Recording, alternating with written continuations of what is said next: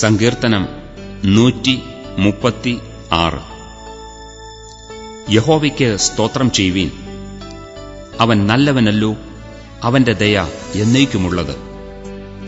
ദൈവാധി ദൈവത്തിന് സ്തോത്രം ചെയ്യുവീൻ, അവന്റെ ദയ എന്നേക്കുമുള്ളത്.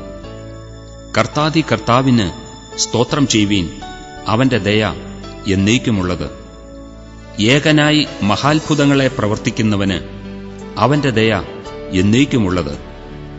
ജ്ഞാനത്തോടെ ആകാശത്തെ ഉണ്ടാക്കിയവന് അവന്റെ ദയ എന്നേക്കുമുള്ളത്. ഭൂമിയെ വെള്ളത്തിന്മേൽ വിരിച്ചവന് അവന്റെ ദയ എന്നേക്കുമുള്ളത്.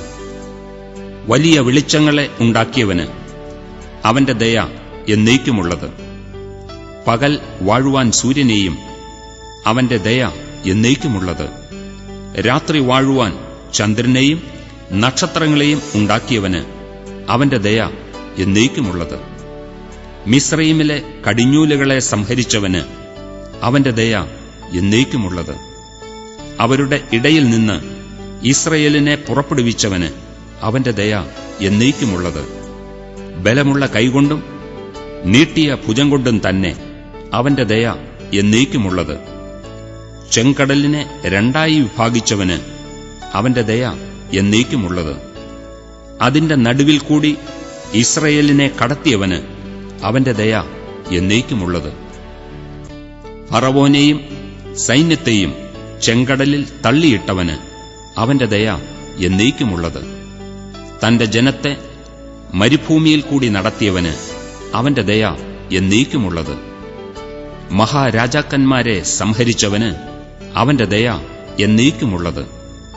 ശ്രേഷ്ഠ രാജാക്കന്മാരെ നിഗ്രഹിച്ചവന് അവന്റെ ദയ എന്നേക്കുമുള്ളത്.